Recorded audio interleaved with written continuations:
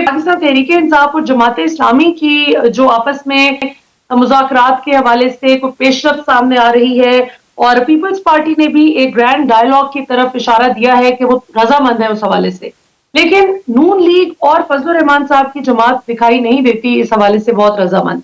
आपकी इस हवाले से क्या राय है? क्या जमात इस्लामी की इतनी पावर है, कोई इतना मसल उनका है जो फ्लेक्स कर सकें पाकिस्तानी पॉलिटिक्स में? इन मुज़ाकरात का कोई फायदा होगा ओवरऑल उसमें मूड बोर्ड में चेंज लाने में? आपने प्रोग्राम में लिया बात आपने की कि वाकई पाकिस्तान के इस वक्त बड़े गंभीर हालात हैं, और अगर आप सोशल फैब्रिक में भी देख लें तो जिस वाक़े का आपने जिक्र किया, हमारे मजहबी अमूर के वजीर ने जो है वो शहादत पाई, किस तरह लोग जो है हमारा मुआशरा डेवलप हो रहा है, और जो ये चीजें डेवलप हो रही है उसका असल रीजन जो है वो रूल ऑफ लॉ है। जब रूल ऑफ लॉ के ऊपर अमल नहीं होगा, सुप्रीम कोर्ट के फैसलों पर पार्लियामेंट अमल करने से इनकार करेगी, तो आम इंसान क्या करेगा? तो ये तमाम मामला हमें देखने पड़ेंगे। आपने जिस तरह जिक्र किया सिराजुल हक साहब का, तो आपको पता है हमेशा से कि जमात इस्लामी इस तरह के जो भी मुआहदे हो रहे होते हैं या कोई भी कन्वीनियंस की बात होती है तो उनको किस तरफ से इस्तेमाल किया जाता है, क्योंकि पाकिस्तान में इस वक्त बहुत बड़ी एक अनारकी की सूरत हाल है। जो लोग समझते हैं वो समझ रहे हैं कि हालात जो है वो बहुत बुरी तरफ जा रहे हैं। मामला ये है कि बिल्कुल ये बात डायलॉग के साथ ही होगी, और डायलॉग अगर आप नहीं करेंगे तो फिर आपको कोई फायदा नहीं होगा। जहां तक रही पीपल्स पार्टी की बात, पीपल्स पार्टी इस तमाम सारे मसले में जो है वो उनकी कोई इतना ज्यादा लूज नहीं कर रही, क्योंकि अगर इलेक्शन होता है उनको साउथ पंजाब से और जो कुछ सीटें थी वो मिल जाएंगी, सिंध उनके पास रहेगा, तो वो लूजर नहीं होंगे, उनकी एक सूबे के ऊपर हुकूमत कायम रहेगी। असल मसला ही मौलाना फजलुर रहमान को और नून लीग को है, क्योंकि अगर इस वक्त इलेक्शन हो जाते हैं और नून लीग के हाथ से पंजाब निकल जाता है और मौलाना के हाथ से दोबारा खैबर पख्तूनख्वा निकल जाता है, तो ये तो हाथ मलते रह जाएंगे, इनके पास कुछ भी नहीं आएगा। लेकिन जो मुक्तदर हल्के हैं उधर भी ये सोच परवान चढ़ रही है कि मुल्क पाकिस्तान को इन हालात में तो नहीं छोड़ा जा सकता जो मौजूदा हालात हैं, तो कोई ना कोई इसका रास्ता निकाला जाए। पॉलिटिकल पार्टीज अगर आपस में बैठ के ही कोई सोल्यूशन निकाल ले तो वो पाकिस्तान के लिए भी बेहतर होगा और सियासी जमातों के लिए भी बेहतर होगा। मेरे ख्याल इसीलिए सिराजुल हक साहब को ये टास्क दिया गया है कि वो तमाम लोगों से मिलना शुरू करें और कुछ बर्फ पिघलाएं, और बात शायद इस तरफ जाती नजर आए कि पूरे मुल्क में जो है वो जनरल इलेक्शन जो है वो एक ही वक्त में हो, लेकिन उसमें तमाम सियासी पार्टियों का जो बैठ के इसमें मुत्तफिक होना बहुत जरूरी है। जी मलिया।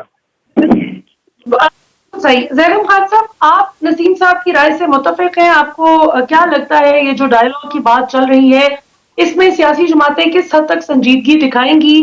क्योंकि इमरान खान साहब सबसे ज्यादा ये कहा करते थे कि मैं इन लोगों से बात करूं, इन लोगों के करप्शन केसेस हैं, मैं इनसे तो बिल्कुल हाथ मिलाने के लिए, बात करने के लिए तैयार नहीं। बाद में उनके बयानिए में थोड़ी सी शिफ्ट ये देखने में आई, उन्होंने कहा कि मैं इलेक्शन रिफॉर्म्स और इस तरह के कौमी मामलात में बात कर सकता हूं, लेकिन और किसी चीज पे बात नहीं होगी। अब सूरत हाल ये है कि पीपल्स पार्टी और पीटीआई तो रजामंद नजर आती हैं डायलॉग के सिलसिले में, लेकिन नून लीग और फजलुर रहमान साहब बिल्कुल भी पीटीआई के साथ किसी किस्म के डायलॉग के लिए रजामंद नजर नहीं आते। क्या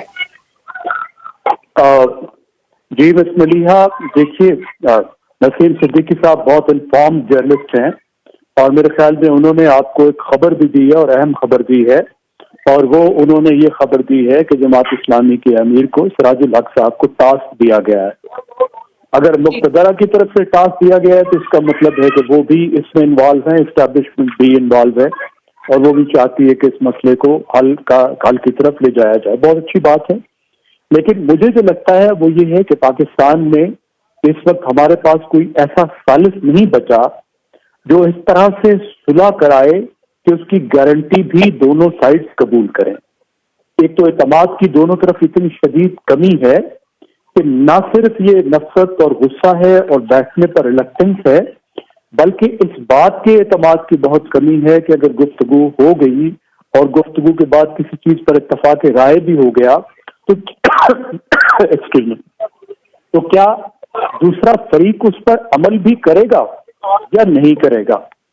और दोनों साइड्स अपनी अपनी कहानियां सुनाती हैं। आपको पता है पीडीएम बताती है कि इमरान खान साहब अपनी सेकंड ईयर लीडरशिप को आगे करते हैं और बाद में बेइज्जत करते हैं और मुकर जाते हैं और अपनी बात पर कायम नहीं रहते। तो इसलिए कई दफा मुज़ाकरात के बाद वो कहते हैं हम इस नतीजे पर पहुंचे कि इमरान खान से बात करने का कोई फायदा नहीं।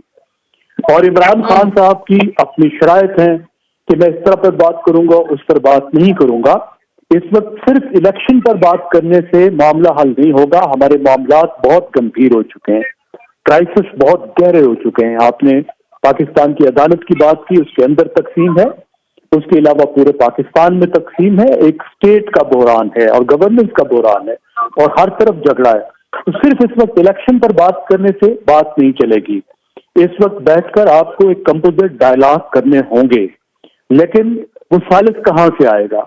مجھے تو نہیں لگتا کہ جماعت اسلامی کے امیر جو ہیں ان کا وہ اسٹیچر ہے یا ان میں اس طرح کے کچھ سکلز بھی ہیں. اس سے پہلے تو انہوں نے کوئی مذاکرات اس طرح کے نہیں کرائے اور اس طرح کا کوئی ان کا ٹریک ریکارڈ نہیں ہے جس طرح بعض لیڈرز کا ہوا کرتا ہے. مثال کے طور پر نوابزادہ نصراللہ خان کا ہوا کرتا تھا. آصف زرداری کے پاس بھی یہ سکلز تھے, لیکن آصف زرداری کو عمران خان بہت ناپسند کرتے ہیں. تو پی ڈی ایم کے اندر آصف زرداری صلح کرا سکتے ہیں, لیکن اگر عمران خان ساتھ ہوں تو ان کا بھی کوئی رول نہیں بچتا, اور وہ خود بھی ایک پارٹی ہے اس وقت, ظاہر ہے ثالثی وہ کیسے کر سکتے ہیں. تو مجھے تو نہیں لگتا کہ اس وقت کچھ ثالث موجود ہے. مجھے واحد جو بندہ نظر آتا ہے وہ شہزادہ سلمان ہے کہ باہر کا کوئی بندہ اگر ان کے پاس سب لوگ بیٹھ جائیں, وہ ہمارے پرانے دوست ہیں, تو شاید وہ ایک طرح کی ثالثی, ایک نیگوشیشن اور پھر ساتھ میں وہ ضمانت دے سکیں, کیونکہ دونوں پارٹیاں جب دیں گی تو پھر وہ ایسی ضمانت ہوگی جس پر دوسرے لوگ پھر تسلیم بھی کرنے کو تیار ہوں گے کہ ہاں یہ ضمانت دی گئی ہے تو اب اس طرح میں درآمد ہوگا, شاید پھر ہم نکل سکیں. یہ بہت مشکل اور پیچیدہ صورتحال ہے.